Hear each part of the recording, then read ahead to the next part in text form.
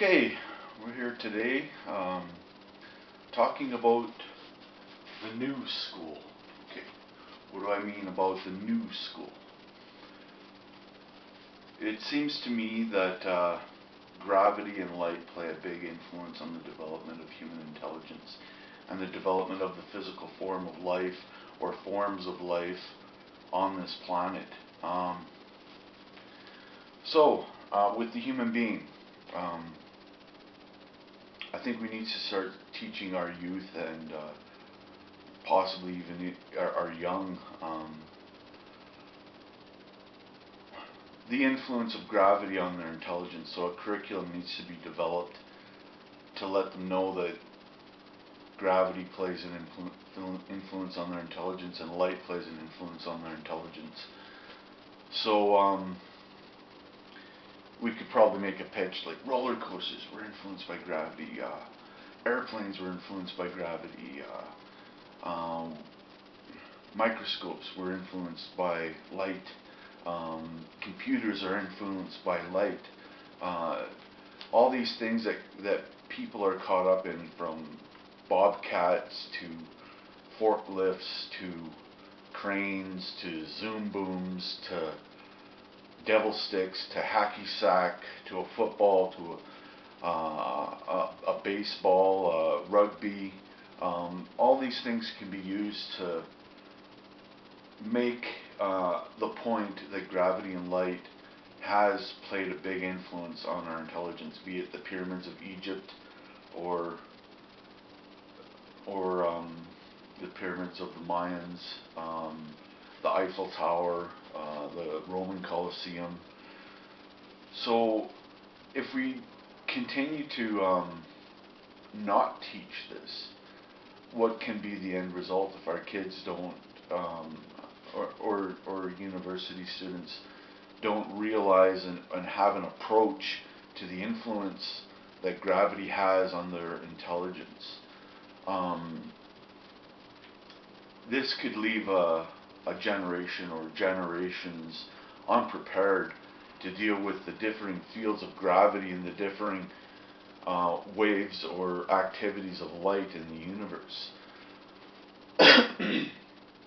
So what I mean is,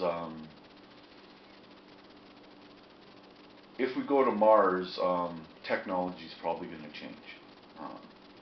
Machinery is probably going to develop into a different expression on that field of gravity for Mars. Let's just keep it close to home.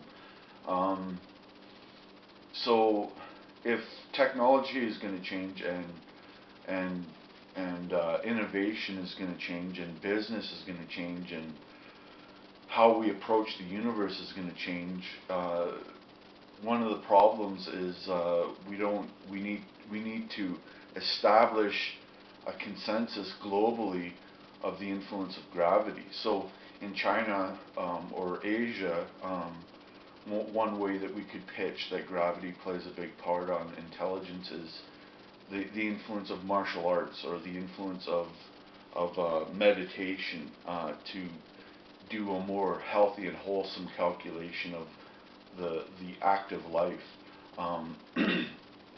So martial arts, there's here in America, there's breakdancing, there's rave dancing, there's mosh pits. So humanity is moving towards, and has been moving towards, a recognition. So the problem is that because of our vanity and we don't want to teach about gravity because we haven't isolated it as a part, but I think they call it a graviton. We haven't isolated it as a part and say that this is gravity, and we can identify and control gravity or manipulate it like we manipulate light. We have it's easier to manipulate light like an X-ray scanner or a radio wave telescope or radio or signals and stuff like that. It just seems that it's easier to manipulate light than it is to understand gravity. So we need to develop a table of contents when it comes to identifying gravity, and I'm pretty sure that for a long time from now, we'll constantly be discovering new fields of gravity and new influences of gravity throughout the universe.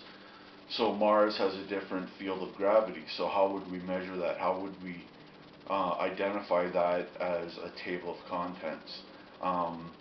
The moons near Jupiter, orbiting Jupiter, they may have a different field of gravity. They may have a different influence. So the question that you may ask is, why do we need to understand this stuff? Why would we introduce a new school or a new perspective to our youth, to our young adults, to even our children about gravity? Like I said in the video, putting the cart before the horse, we can no longer rely on a designer. Because we are the designer, and by nature we're the designer, so we think that because we're the designer that there has to be a designer above us, which is humble, but there's no evidence for it. There's synchronicities and stuff like that that associate to our personal experience with life, but in the new school it'll be more along the lines of a bowling ball or a hacky sack or lawn darts. It won't be along the lines of a great creator that is above gravity and light. So the question you may ask is, why should we have this new school? Why should we have this new curriculum to teach kids that this is where our intelligence and our development came from? Probably, like gravity probably played a big part in the physical development of the human body. We want to think that there's a designer, but there's more evidence that gravity played a part on our development physically. So why would we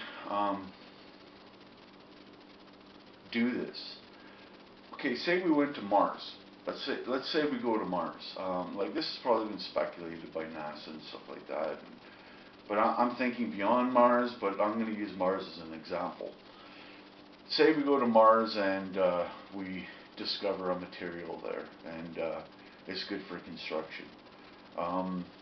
There'll probably be different safety protocols for construction on Mars. So we'll have to rethink our safety protocols. There'll probably be new materials and new mechanical machines that are involved with the field of gravity on Mars. So the way a car on Earth is may not be the same way that a car on Mars is. So we need to consider that.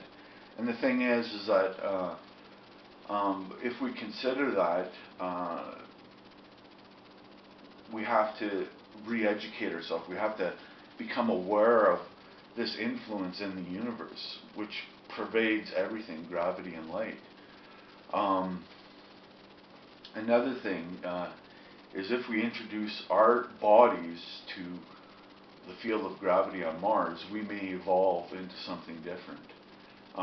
So we have to make a decision on whether or not we want to be completely evolving in a field of gravity on Mars into a different being, or whether or not we want to stay the Earth form and be subject to the same form of the human body on Earth. So if we were to go to Mars and say we were to set up a weightlifting gym, I might be able to squat 10 times 1,000 pounds on Mars, whereas I could only do 300 here on Earth. So curling and bench pressing and squatting and stuff like that, I may be much more stronger on Mars. So this is obvious stuff. So we need to, but the thing is we need to decide whether or not we want to evolve into this universe into different forms physically as a human being. And the thing is that if we do evolve into a different form, will that change our view of Earth, the cosmopolitan Earth, and if it changes that view of the cosmopolitan Earth, then will there be a war between Mars and Earth? Like say for example, we develop into a different being, and we're transcendental consciousness turns into a wormhole, and we're able to travel to a different dimension or a different part of the universe, because now our brain has unlocked a new technology associated with space travel. So like there's a lot of things to consider. So I think that it's wise that we start teaching that gravity plays a big influence on our development here on Earth and our development throughout the universe. So the reason why I say that is because it seems like life here on Earth is meant to infest, like a litter of puppies or a litter of kittens. The way that like a tortoise gives birth to like 50 to 100 little baby tortoises. Like what will happen to life if it's in a different environment, and if life is meant to go forth and multiply and exponentially multiply in a life that's primarily made of non-life, a universe that's made of non-life, then we have to consider what's going to happen when this evolution happens. So a lot of people may say, war. What is war good for? Absolutely nothing. I disagree. Let's say, for example, we introduce a lion to Mars, and it evolves, and considering its nature to kill other lions' prides and stuff like that, like the little cubs and stuff like that, what if the lion evolves into a really aggressive being or form and starts to attack other lions? Now, should we have SWAT or police? Should we have a war response to the development of an aggressively evolving being or form from Earth on Mars? So if we go in, like say lions are their spines are lengthening and their shoulders are getting bigger, and they're walking on their hind paws, and say that they become aggressive. Not only do we have to have a warrior-like response to this development, we may have to teach these lions. We may have to restrain them and stop them from being aggressive, and allure them to technology, to tools, to weapons, to consider their evolutionary development on Mars. So what if they need a tool to say build something, or if they want to play a game or something like that, and part of their development in that field of gravity requires that they start playing with a ball and start playing a strategic game and within their evolutionary development on Mars. So there's work there. There's work. There's frickin' work. So work can turn into something very fun in this universe, because I don't know about you, but if I seen a lion walking on its hind paws playing football or rugby with a bunch of other lions, that would be a lot more entertaining than the NFL or the CFL. So that's zoology. Like that's not considering a badger or a wolverine or an earthworm or a ladybug, or what a plant will become. Like maybe a plant will become something like a tree or something like that, like something more bigger and grow faster and expand life even quicker, and maybe even stimulate going outside of a biodome and living and surviving on a planet where there is no oxygen, where there is no sustenance for the plant. So we don't know what's going to happen. So there's a lot of work ahead of us. Now the thing is that this is a game changer for some religions. This is a game changer for some religions. Um, some religions think that everything has to do with Earth, and being here on Earth, it's like Jesus is going to come and we won't have to explore the 600 billion Milky Ways in the universe. Um, Muhammad and Allah, Judgment Day, and we don't have to worry about anything, and we'll be in paradise, and if we're good Muslims. Buddhists, sitting down and experiencing Samadhi and stuff like that. So going out to space means that we have to change. We have to evolve, because considering the influence of gravity here on Earth and the influence of gravity in the universe, it seems obvious to me that life is meant to exponentially occupy in a universe that's primarily made of non-life. So we're meant to infest the universe.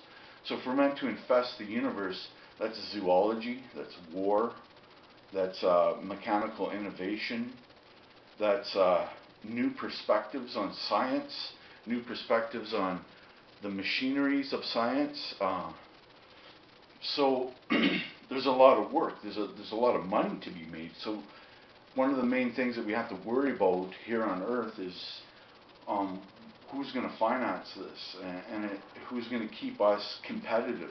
I believe that the future of the universe, capitalism should be the primary goal of the universe. We need communism and a cosmopolitan communism here on Earth, where we coincide with Buddhists and Muslims and Christians and Hindus and Red Road people and all that stuff, and we appreciate the diversity here on Earth. But when it comes to the universe, China may be more successful on Mars than Africa. And part of the thing that I've noticed and that I understand is that we need the rich to help us. We need the rich to help us out with the future of humanity in this universe. I don't believe in aliens. There, I said. I don't believe in the Greys. I don't believe in Alien versus Predator. I don't believe in any of that. I believe that we're meant to stimulate life in this universe. The Earth is the seed, and the universe is the soil. So we're meant to go out into the universe and see what life will become. So that's just considering Mars. There's many different fields. Like, say if I'm weightlifting on Mars and I become really strong and I maintain my earthly figure,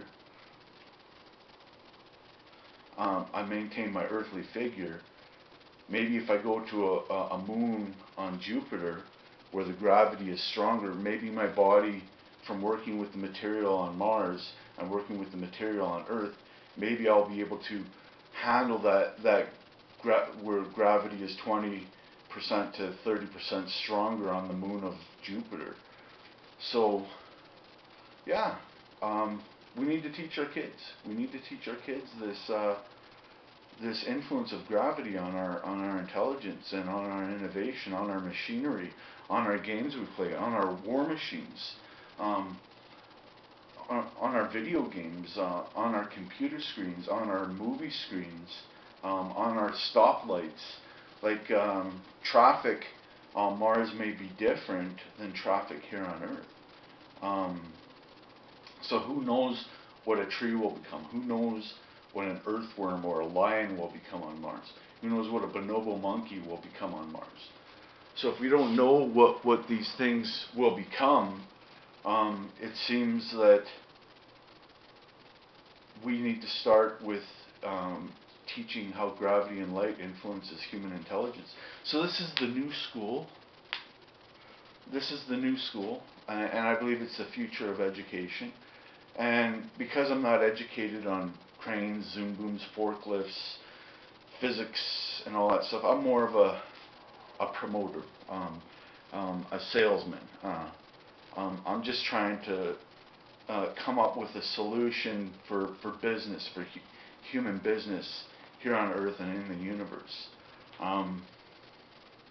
So yeah, to boldly go to the moons of Jupiter, to boldly go to Mars, to see what we will become in this universe. An earthworm maybe open up a wormhole and we'll be transferred to another side of the universe. Who knows what the universe will become with us infesting it with life like a freaking virus, but an antibody at the same time. Okay, this video has been dedicated to the empowerment of the Red Road and keeping your home fires strong.